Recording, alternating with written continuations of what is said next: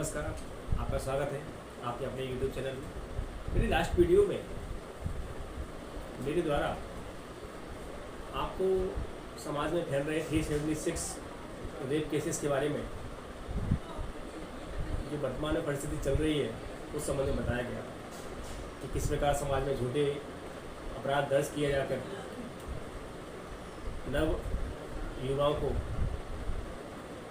उनके जीवन को बर्बाद किया जा रहा है। क्या दोषी केवल वो लोग हैं जो मिथ्या प्रकरण दर्ज करा रहे हैं? वो युवा जो इन प्रकरणों में अभियुक्त बने हैं, क्या वो दोषी नहीं है? वो दोषी हैं। कहाँ पर वो बात की जानी चाहिए?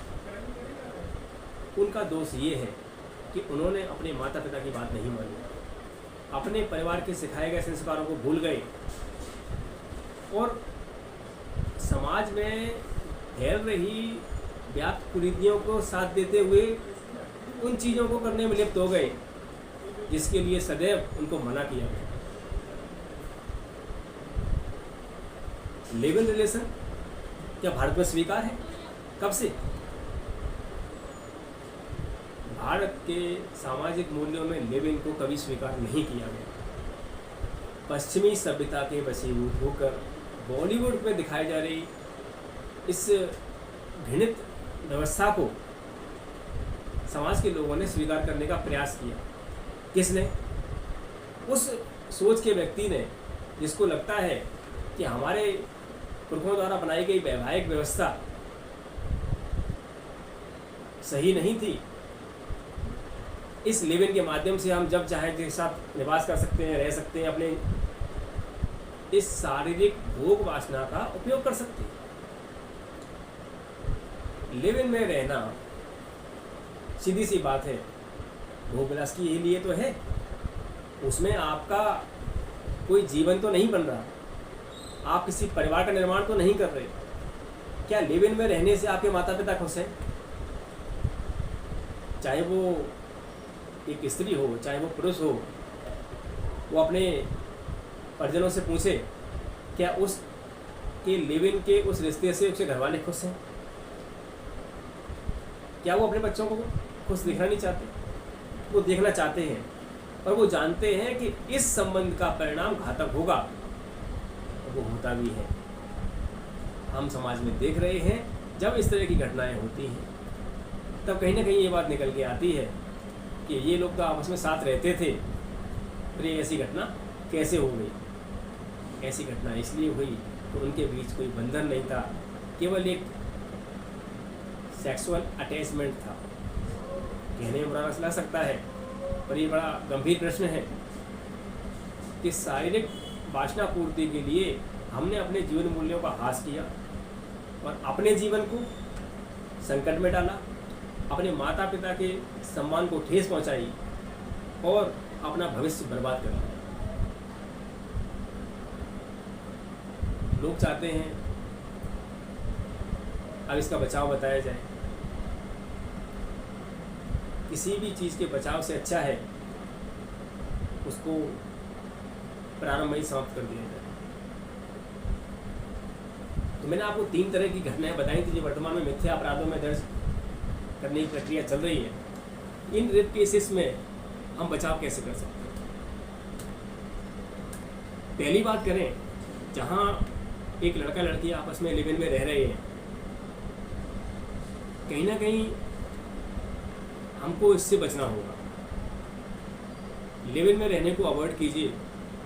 आपका मित्र है, ठीक है, चाहे आप लड़के हों चाहे लड़की हों, लिव इन के बाद संबंधों में कोई ना कोई खटास आएगी। जब साथ में रहेंगे आप, उसमें स्थिति बड़ी विपरीत होगी। लेकिन आपका ये पक्का निश्चय है कि आपको विवाह नहीं करना है अभी और लिव इन में ही रहना है, तो आप एक काम कर सकते हैं। आप अपने साथी से एक एग्रीमेंट कर सकते हैं जिसमें इन सभी बातों का उल्लेख हो कि आप और वो दोनों साथ में बिना विवाह के एक साथ एक छत के नीचे निवास करना चाहते हैं। और पति पत्नी की तरह जीवन यापन करना चाहते हैं। उस एग्रीमेंट में, उस करार में ये चीज़ भी लिखवा के चलिए कि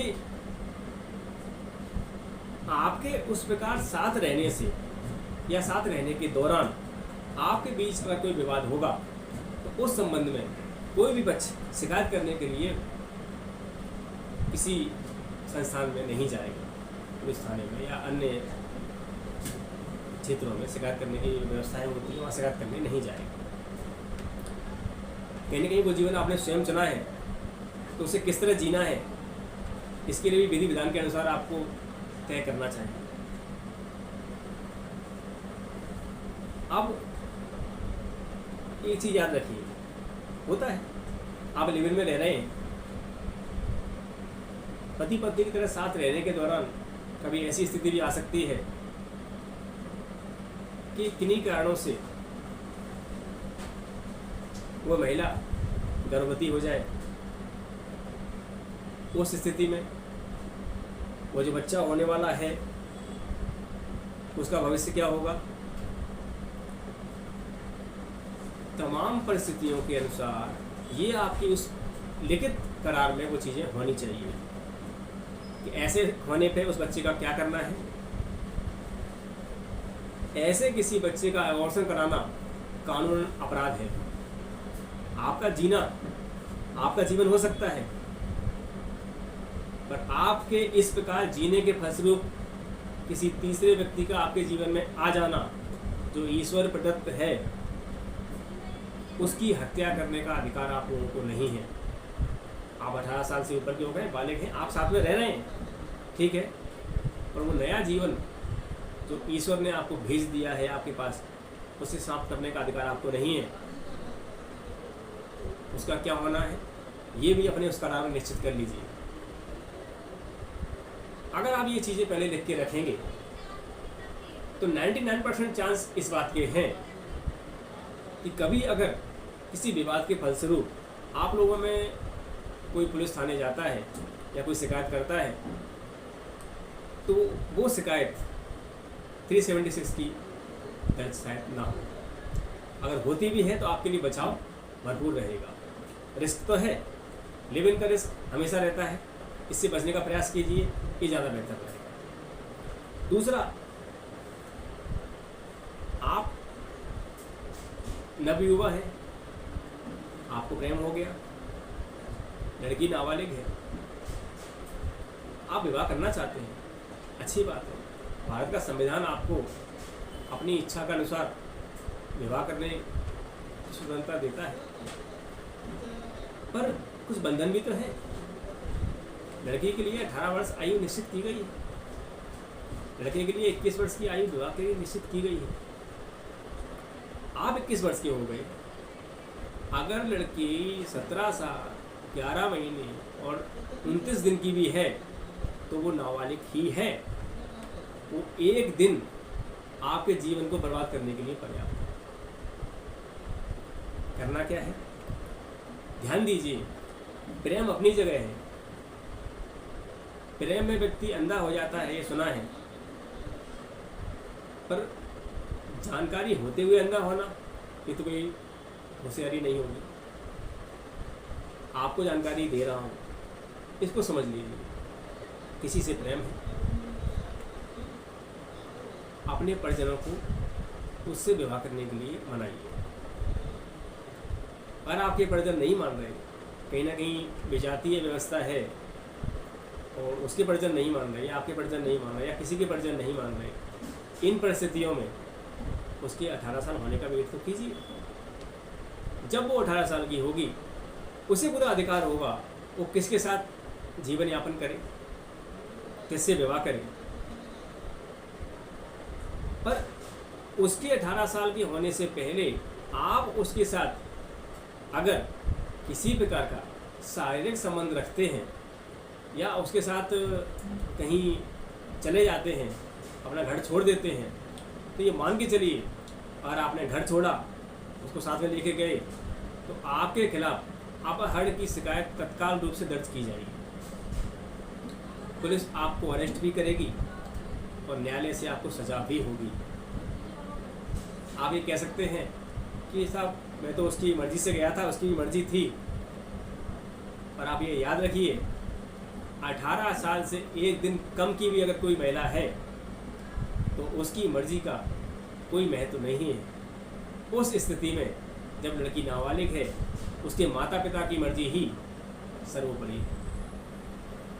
जो माता पिता आपके विवाह के लिए राज़ी नहीं थे, आपके द्वारा ऐसा कदम उठाते ही ये मान के चलिए आपके खिलाफ अपहरण की शिकायत दर्ज होगी। जब बाहर से आप रह के आएंगे और बाहर की परिस्थितियों में जब वो लड़की रहेगी, उसे पता चलेगा कि जो मैं घर पे रह के माता पिता के सानिध्य में थी तो मेरा सुख चैन अलग था, तब आपसे मिलने में उसको अच्छा लगता होगा। लेकिन बाहर जब सच्चाई से सामना होगा तब उसे अपनी गलती पे पछतावा होगा। वो गलती जो उसने आपके साथ बाहर आके की, तो जब वो वापस आएगी, या क्योंकि उसकी अनुपस्थिति में उसके माता पिता ने अपहरण की शिकायत तो दर्ज कराई है, जब पुलिस आपको पकड़ के लाएगी तो ये मान के चलिए वो लड़की जो आपके साथ प्रेम की, जिसने कस्में खाई, वादे किए, आपके लिए जीने मरने वाली बातें हुई, वही आपके खिलाफ 376 की शिकायत भी दर्ज कराएगी। और ना भी कराए, पुलिस उसको लाने के बाद उसके माता पिता की मर्जी से उसका मेडिकल कराएगी। पर ऐसी कोई घटना हुई होगी जो कि स्वाभाविक है, तो आपके खिलाफ 376 का मुकदमा भी दर्ज होगा, क्योंकि लड़की नाबालिग है या घटना के समय नाबालिग थी। अब आप वापस लौट के आए या पुलिस ने आपको अरेस्ट किया है, तब वो बालिग हो चुकी है, उसके बावजूद भी आपके खिलाफ 376 और पॉक्सो एक्ट में केस दर्ज होगा। घटना के समय लड़की नाबालिग थी, यही पर्याप्त है आपको सजा दिलाने के लिए। अब उसका इनकार, बयानों में बदलाव आपको नहीं बचा पाएगा। उसके माता पिता के बयान, घटना के समय तत्कालीन परिस्थितियाँ आपको सजा दिलाने के लिए पर्याप्त होंगे। मेडिकल एविडेंस आपके लिए पर्याप्त होंगे, इससे आपको सजा दिलाई जा सके। इन चीज़ों से बचने के लिए कहीं ना कहीं हम थोड़ा बात करें तो हमें संयम रखना चाहिए। भागने वाली स्थिति से बचिए। कभी भी किसी नाबालिग लड़की के साथ घर से भागने की बात सोचिए भी नहीं। और आपको उससे प्रेम है, उसके माता पिता को मनाइए। वो नहीं मान रहे हैं, उसके 18 साल होने का इंतजार कीजिए। जिसने आप 18 साल के हो जाएंगे, कानून भी आपकी मदद करेगा। तीसरी बात आती है जो आजकल बहुत चल रहा है कि संपन्न व्यक्ति को फंसाने के लिए एक गिरोह सक्रिय है। उस गिरोह में कई लड़कियां होती हैं और कई पुरुष रहते हैं जो रैकी करके ये देखते हैं कि किस व्यक्ति के पास अच्छा पैसा है और जिसको वो अपनी बातों में ले सकते हैं। सामान्य तौर पे ऐसे व्यक्ति के पास उसके ऑफिस में या जहाँ उसका ज़्यादा आना जाना है या जहाँ वो शाम को घूमने जाता है, ऐसा माहौल क्रिएट किया जाएगा और किसी महिला को उसके आसपास रखा जाएगा जिससे वो उसके प्रति आकर्षित हो और उनकी आपस में मित्रता हो जाए। अनजान महिला या पुरुष से मित्रता बड़ी घातक होती है, ये उसका एक उदाहरण भी है। सामान्य व्यक्ति इस तरह की कल्पना नहीं करता कि उसके साथ कोई इस तरह का छल भी कर सकता है, लेकिन ये हो जाता है। जब अपन किसी अनजान व्यक्ति के संपर्क में आते हैं तो वो आपके सीधेपन का फ़ायदा उठाकर या आपकी भावनाओं के साथ खेलते हुए आपसे प्रेमालाप आपकी बातें करके आपको इस तरह सम्मोहित कर लेते हैं कि आपको लगता है कि ये तो मेरा अच्छा मित्र है, ये मुझे धोखा नहीं देगा या मेरे संग गलत काम कुछ नहीं करेगा। कुछ खिला पिला के आपको ऐसी अवस्था में ले आएंगे कि आप उनका विरोध करने की स्थिति में नहीं रहते और उस स्थिति में आपके साथ कुछ ऐसी अश्लील तस्वीरें और वीडियो बना लिए जाएंगे कि जब आप होश में आएंगे तो वही तस्वीरें और वीडियो आपको दिखा के किसी रकम की मांग की जाएगी। क्योंकि आप समाज में सम्मानीय व्यक्ति हैं, आपका नाम है, आप पैसा देने से इनकार नहीं करेंगे, ऐसा उनका मानना है। सामान्यतः लोग पैसा दे भी देते हैं, पर ये देखने में आता है ऐसे कई पचकार भी मेरे पास आए हैं जिन्होंने काफ़ी पैसा देने के बाद भी वो उनके चुंगल से बच नहीं पाए। अगर गुरु जो है थोड़ा बदनाम टाइप का होता है तो वो वीडियो फोटो वायरल कर देते हैं और समाज में अपमान कराते हैं। अगर कोई नया गिरोह है, इसके सदस्य नए हैं, उनका पुलिस रिकॉर्ड नहीं है, तो वो एक 376 की रिपोर्ट सी दर्ज कराते हैं। तो 376 की रिपोर्ट आपके खिलाफ होगी, फोटो वीडियो दस्तावेज तो आपके पास है ही, वो आपको सिद्ध करने के लिए पर्याप्त है कि आपने ऐसी घटना कारित की होगी। तो ये मान के चलिए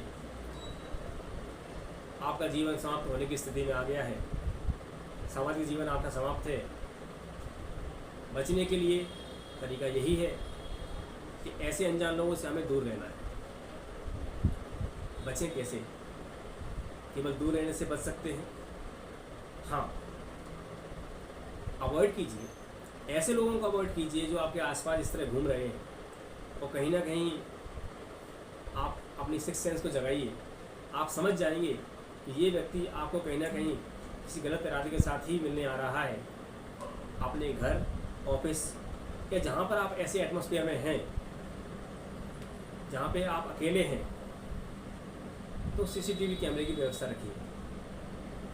किसी भी अनजान जगह पे जहाँ सीसीटीवी कैमरे की सुरक्षा ना हो, किसी अनजान व्यक्ति से ना मिले। हर वो व्यक्ति आपके लिए अनजान है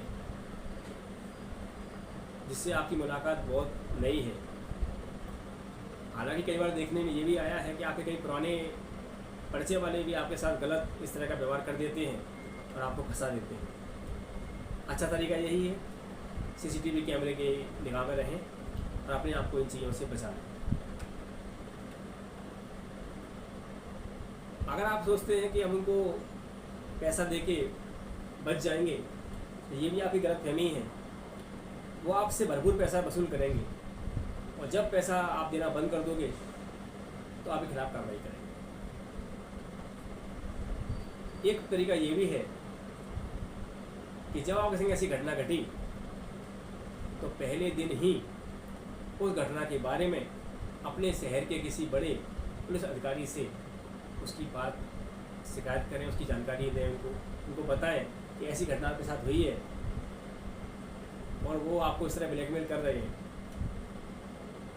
अगर आप ऐसा करेंगे तो ये मानिए आपके बचने के चांस 99% बढ़ जाएंगे। पुलिस अपने तरीके से उस गिरोह को जरूर पकड़ लेगी। इन सब चीज़ों के बीच कुछ लोगों के सवाल ये भी थे, अगर प्रकरण दर्ज हो ही गया है तो बचाव कैसे हो और क्या करना चाहिए। इस चीज़ के लिए मैं आपको अगली वीडियो में बताऊंगा जो इन सब चीज़ों से हटके होगा। तब तक के लिए नमस्कार।